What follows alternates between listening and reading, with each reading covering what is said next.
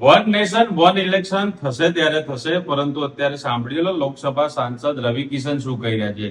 રવિ કિશન કહી રહ્યા છે કે સમોસાની પ્રાઇસ દેશભરમાં અલગ અલગ છે. ક્યાંક વધારે રૂપિયા લે છે, ક્યાંક ઓછા લે છે. 5 સ્ટારમાં અલગ છે, ચાંદની ચોકમાં અલગ છે.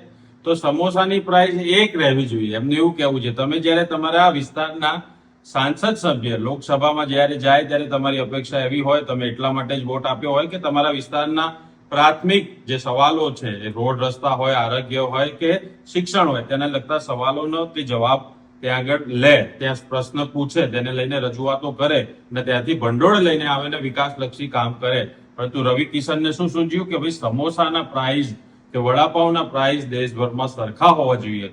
આ એમના માટે બહુ મોટો જટિલ સવાલ હતો, જટિલ સમસ્યા હતી. જ્યારે હવે તમે આ પ્રકારના સાંસદ સભ્યોને તમે મોકલો છો તો પછી પ્રજાએ આ પ્રકારના સાંસદ સભ્યોને ભોગવવા પડશે. તો જ્યારે પણ તમે તમારો કિંમતી મત આપો છો ત્યારે તમારા સાંસદ સભ્ય તમારા વિસ્તારના પ્રશ્નોને કેવી રીતે સંસદમાં વાચા આપે છે, લોકસભા કે રાજ્યસભામાં વાચા આપે છે, તેની જવાબદારી તમારી છે. આ વિશે તમારું શું કહેવું છે?